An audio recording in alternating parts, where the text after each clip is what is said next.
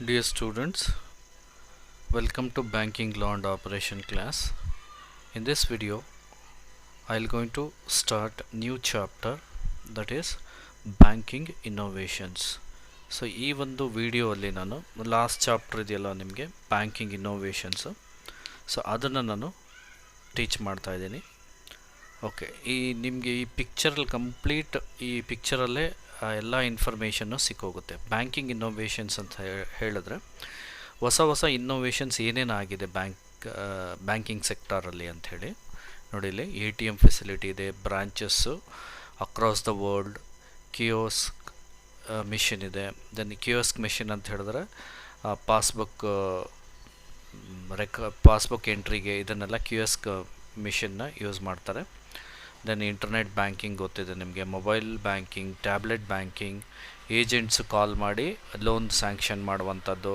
Then SMS banking, notification, blockchain ಅಂತ ಬರುತ್ತೆ. Then artificial intelligence, wearable banking, through watches you can transact banking transactions. Then API, robotics ನೋಡಿ ಇಲ್ಲಿ complete ಎಲ್ಲ ಈ ಪಿಕ್ಚರಲ್ಲಿ ಇದೆ. Processing, core banking system, integration layer. So ಎಲ್ಲ ಈ ಒಂದು ಪಿಕ್ಚರಲ್ಲಿ ನಿಮಗೆ ಕಂಪ್ಲೀಟ್ ಇನ್ಫಾರ್ಮೇಷನ್ ಸಿಗುತ್ತೆ. These are all new innovations in banking sector. Banking ಸೆಕ್ಟರಲ್ಲಿ ಇರುವಂಥ ಹೊಸ ಇನ್ನೋವೇಷನ್ಸು. ಇದರಲ್ಲಿ ನಿಮಗೆ ಈ ಒಂದು ಬ್ಯಾಂಕಿಂಗ್ ಇನ್ನೋವೇಷನ್ಸ್ ಚಾಪ್ಟರಲ್ಲಿ ನೋಡಿ ಇಲ್ಲಿ ಏನೇನು ಟಾಪಿಕ್ಸ್ ಕವರ್ ಆಗುತ್ತೆ ಅಂತ ಹೇಳಿದ್ರೆ, ನ್ಯೂ ಟೆಕ್ನಾಲಜಿ ಇನ್ ಬ್ಯಾಂಕಿಂಗ್ ಸೆಕ್ಟರಲ್ಲಿ ನ್ಯೂ ಟೆಕ್ನಾಲಜಿ ಏನೇನು ಅಡಾಪ್ಟ್ ಮಾಡ್ಕೊಂಡಿದ್ದಾರೆ. ಬ್ಯಾಂಕಿಂಗ್ ಇದೆ. ಬ್ಯಾಂಕಿಂಗ್ ಅಂದರೆ ಎಲೆಕ್ಟ್ರಾನಿಕ್ ಬ್ಯಾಂಕಿಂಗ್ ಅಂಥೇಳಿ. ಡೆಬಿಟ್ ಆ್ಯಂಡ್ ಕ್ರೆಡಿಟ್ ಕಾರ್ಡ್ ಇದು ಗೊತ್ತಿದೆ ನಿಮಗೆ, ಪ್ಲಾಸ್ಟಿಕ್ ಕಾರ್ಡ್ ಅಂತ ಕರಿತೀವಿ. ಡೆಬಿಟ್ ಕಾರ್ಡು ಮತ್ತು credit card facility. Internet banking ಅಂದರೆ banking transaction can be had through internet ಫೆಸಿಲಿಟಿನ ಯೂಸ್ ಮಾಡಿಕೊಂಡು ಬ್ಯಾಂಕಿಂಗ್ ಟ್ರಾನ್ಸಾಕ್ಷನ್ಸ್ನ ಮಾಡುವಂಥದ್ದು. ATM, ಆಟೋಮೇಟೆಡ್ ಟೆಲ್ಲರ್ ಮೆಷಿನ್ ಅಂತ ಕರಿತೀವಿ. Then EFT, electronic fund transfer. Then MICR, magnetic ink character recognition ಅಂತ ಕರಿತೀವಿ. DMAT ಅಂದರೆ dematerialised account. This DMAT account will be used to trade shares, to trade securities ಮತ್ತು mutual fund purchase ಮಾಡೋದು, sell ಮಾಡುವಂಥದ್ದು, ಶೇರ್ಸ್ನ buy ಮಾಡುವಂಥದ್ದು, sell ಮಾಡುವಂಥದ್ದು ಎಲ್ಲ it has to happen through DMAT account. DMAT account ಇಲ್ಲ ಅಂದರೆ ನೀವು ಅಟ್ ಪ್ರೆಸೆಂಟು ಶೇರ್ಸ್ನ ಬೈ ಮಾಡೋದಕ್ಕೆ ಆಗೋದಿಲ್ಲ. Then RTGS, real time gross settlement. ಇದಿಷ್ಟು ಟಾಪಿಕ್ಸ್ ನಿಮಗೆ ಕವರ್ ಆಗುತ್ತೆ ಈ ಬ್ಯಾಂಕಿಂಗ್ ಇನ್ನೋವೇಷನ್ಸಲ್ಲಿ. Okay, let us discuss one by one in detail. First I will take up banking. ಏನದು ಬ್ಯಾಂಕಿಂಗ್ ಅಂದರೆ ಎಲೆಕ್ಟ್ರಾನಿಕ್ ಬ್ಯಾಂಕಿಂಗ್ ಅಂತ ಕರಿತೀವಿ. All transactions, all banking transactions or all banking operation can be had through electronic form ಮುಖಾಂತರ banking ಟ್ರಾನ್ಸಾಕ್ಷನ್ಸ್ನ ಮಾಡುವಂಥದ್ದಕ್ಕೆ ನಾವು banking ಅಂತ ಕರಿತೀವಿ. ಯಾವ್ಯಾವ ಮುಖಾಂತರ ಮಾಡ್ಬೋದು ಎಲೆಕ್ಟ್ರಾನಿಕ್ ಬ್ಯಾಂಕಿಂಗನ್ನು? ಬ್ಯಾಂಕಿಂಗ್ ನೋಡಿ, electronic banking means conduct of banking operations through electronic mode or electronic means or through electronic devices. ಎಲ್ಲ ಒಂದೇ.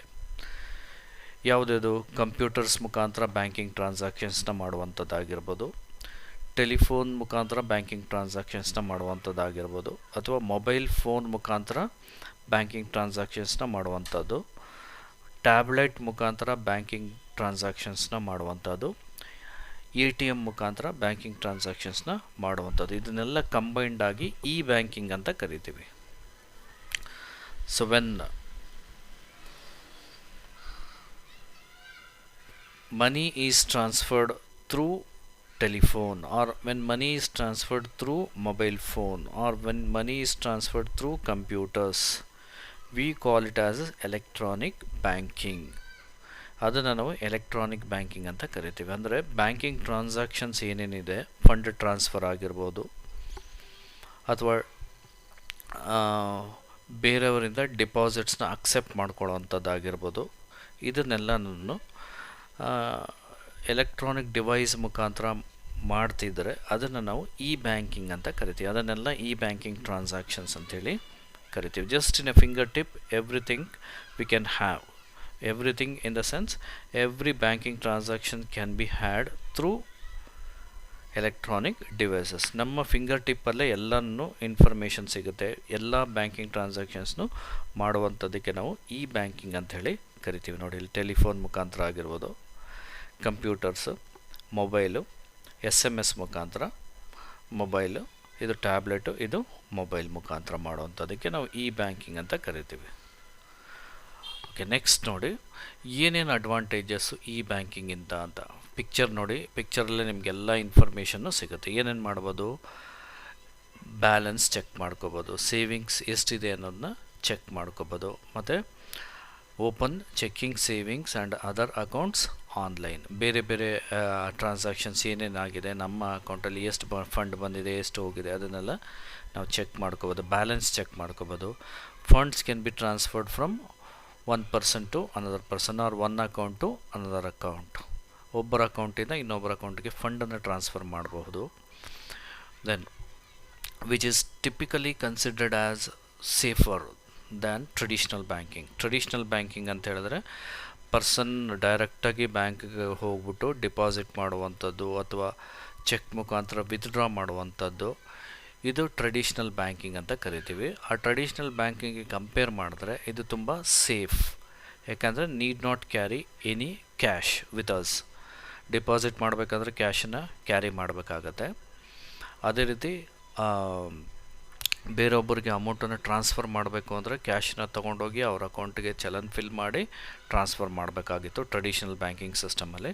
ಬಟ್ ಇದರಲ್ಲಿ ಏನಾಗುತ್ತೆ ಅಂದರೆ ಡೈರೆಕ್ಟಾಗಿ ನಮ್ಮ ಅಕೌಂಟಿಂದ ಇನ್ನೊಬ್ಬರ ಅಕೌಂಟಿಗೆ ಮೊಬೈಲ್ ಮುಖಾಂತರ ಅಥವಾ ಕಂಪ್ಯೂಟರ್ ಮುಖಾಂತರ ಟ್ರಾನ್ಸ್ಫರ್ ಮಾಡಬಹುದು. Transfer of funds can be had ಈಸಿಯಾಗಿ ಟ್ರಾನ್ಸ್ಫರ್ ಮಾಡ್ಬೋದು. Just in a fraction of second fund can be transferred from one account to another account. Speedy loan application process, ಈಗೆಲ್ಲ ನಿಮಗೆ ಓವರ್ ದ ಫೋನ್ ಅಥವಾ mobile ಮುಖಾಂತರನೇ limit loan sanction ಆಗೋಗುತ್ತೆ. Speedy loan application process, deposit check ಮಾಡ್ಕೋಬೋದು using mobile devices. ಇದು ಪಿಕ್ಚರಲ್ಲಿ ಇರುವಂಥ benefits. ಅಂದರೆ ಪಿಕ್ಚರ್ ಅಂದರೆ ಈ ಪಿಕ್ಚರಲ್ಲಿ ಏನೇನು ಬೆನಿಫಿಟ್ಸ್ ಇದೆ ಅನ್ನೋದನ್ನ ತೋರಿಸಿದ್ದೀನಿ.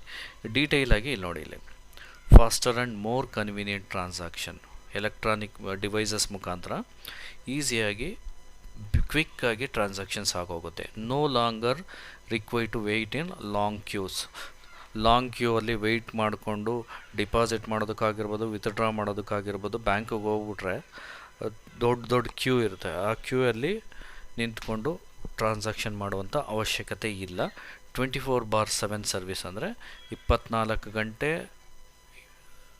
ಥ್ರೂಔಟ್ ಇಯರ್, ಅಂದರೆ ಒಂದು ವಾರ ಪೂರ್ತಿ 7 ಡೇಸ್ ಅಂತ ಅರ್ಥ. ಇದು 24/7 ಅಂದರೆ 24 ಅವರ್ಸು 7 ಡೇಸ್ ಅಂತ. ಪ್ರತಿ ದಿವಸ ನಿಮಗೆ ಯಾವಾಗ ಬೇಕಿದ್ರೂ ಟ್ರಾನ್ಸಾಕ್ಷನ್ನ ಮಾಡ್ಕೋಬೋದು. ಬಟ್ ಟ್ರೆಡಿಷ್ನಲ್ ಬ್ಯಾಂಕಿಂಗ್ ಸಿಸ್ಟಮಲ್ಲಿ ಆ ರೀತಿ ಇಲ್ಲ. ಬ್ಯಾಂಕಿಂಗ್ ಅವರ್ಸಲ್ಲಿ ಮಾತ್ರ ನಾವು ಟ್ರಾನ್ಸಾಕ್ಷನ್ನ ಮಾಡ್ಕೋಬೇಕಾಗತ್ತೆ. Opening of account is simple and easy availability. Account open ಮಾಡೋದು ತುಂಬ ಸಿಂಪ್ಲಿಫೈ ಮಾಡಿದ್ದಾರೆ. Larger customer coverage. Then larger customer coverage ಅಂದರೆ ಕಸ್ಟಮರ್ಸು ಜಾಸ್ತಿ ಆಗಿದ್ದಾರೆ ಈಗ, ಹಾಗಾಗಿ ಮ್ಯಾಕ್ಸಿಮಮ್ ಕಸ್ಟಮರ್ಸ್ನ ಕವರ್ ಮಾಡ್ಕೋಬೋದು ಎಲೆಕ್ಟ್ರಾನಿಕ್ ಫಾರ್ಮ್ ಮುಖಾಂತರ. Then abolishing the use of paper, green banking system ಅಂತ ಬಂದಿದೆ. ಅದರಲ್ಲಿ ಏನು ಮಾಡ್ತಾರೆ ಅಂದರೆ ಪೇಪರ್ಲೆಸ್ ಟ್ರಾನ್ಸಾಕ್ಷನ್ಸ್ನ ಮಾಡ್ತಾರೆ. ಆ ಪೇಪರ್ನ ಅವಾಯ್ಡ್ ಮಾಡ್ಬೋದು.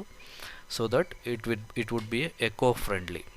ಅಂದರೆ ಎಕೋ ಫ್ರೆಂಡ್ಲಿ ಅಂತ ಹೇಳಿದ್ರೆ ನೇಚರ್ಗೇನು ಹಾನಿ ಮಾಡೋದಿಲ್ಲ ಅಂಥೇಳಿ. Then cost effective for banker side ಸಹ ಇದು ಕಾಸ್ಟ್ ಎಫೆಕ್ಟಿವ್. ದೆನ್ ಸ್ಟಾಫ್ ಕಡಿಮೆ ಬೇಕಾಗುತ್ತೆ ಅಂಥೇಳಿ ಅರ್ಥ, ಬೇರೆ ಇನ್ನೇನಿಲ್ಲ. Then increase in customer satisfaction, fund transfer become faster and convenient, promoting banking services and product internationally. ಒಂದು ಕಂಟ್ರಿಯಿಂದ ಇನ್ನೊಂದು ಕಂಟ್ರಿಗೆ ಸಹ ಫಂಡನ್ನು ಟ್ರಾನ್ಸ್ಫರ್ ಮಾಡಬಹುದು.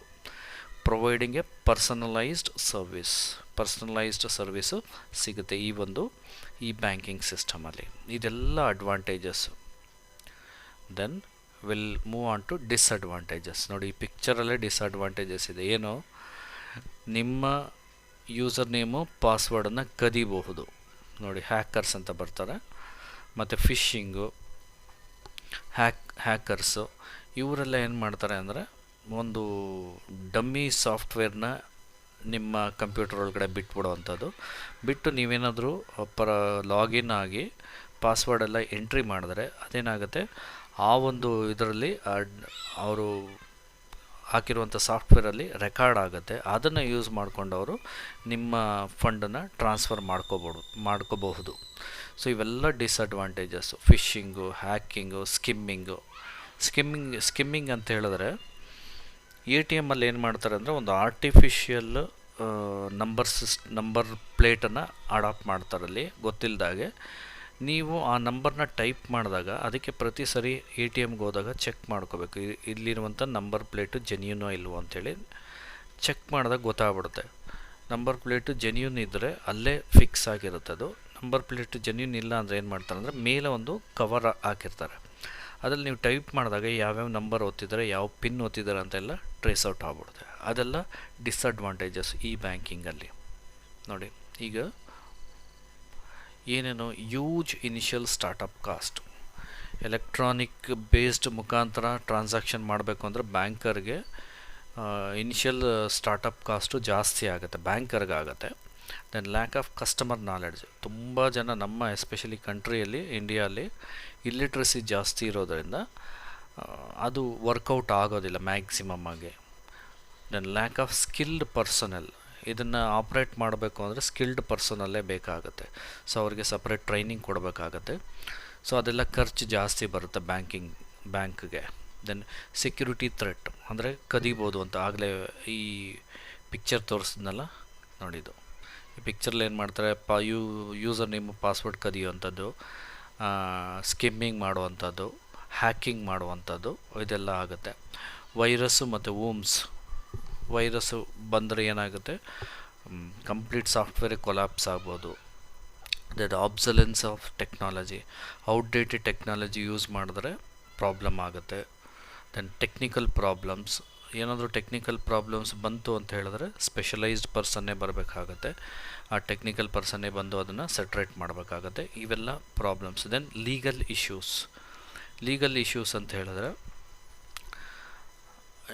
ಈ ಲಾ ಪ್ರಕಾರ ಕೆಲವೊಂದನ್ನೆಲ್ಲ ಅಕ್ಸೆಪ್ಟ್ ಮಾಡೋದಿಲ್ಲ, ಬ್ಯಾಂಕರ್ಗೆ ತುಂಬ ಲಾಸ್ ಆಗಿಬಿಡುತ್ತೆ. ಈಗ ಒಬ್ಬರಿಂದ ಇನ್ನೊಬ್ಬರು ಫಂಡ್ಗೆ ಟ್ರಾನ್ಸ್ಫರ್ ಆಗೋದು, ಹ್ಯಾಕ್ ಮಾಡಿದ್ರು ಅಂತ ಹೇಳಿದ್ರೆ ಬ್ಯಾಂಕರ್ ಅವಾಗ ಏನು ಮಾಡಬೇಕಾಗುತ್ತೆ, ಕಸ್ಟಮರ್ಗೆ ಅದನ್ನು ಕಟ್ಕೊಡ್ಬೇಕಾಗತ್ತೆ. Then training and maintenance cost ಜಾಸ್ತಿ ಆಗುತ್ತೆ ಬ್ಯಾಂಕರ್ಗೆ. ಸೊ ಇದೆಲ್ಲ ಥ್ರೆಟ್ಟು, ಇದೆಲ್ಲ disadvantages as far as e banking is concerned. So ಇದನ್ನು ಜಸ್ಟ್ ನೀವು ಹೆಡ್ಡಿಂಗ್ಸ್ ಮಾತ್ರ ನೋಡ್ಕೊಳ್ಳಿ ಸಾಕಾಗುತ್ತೆ. Then so with this I conclude today's session. Thank you.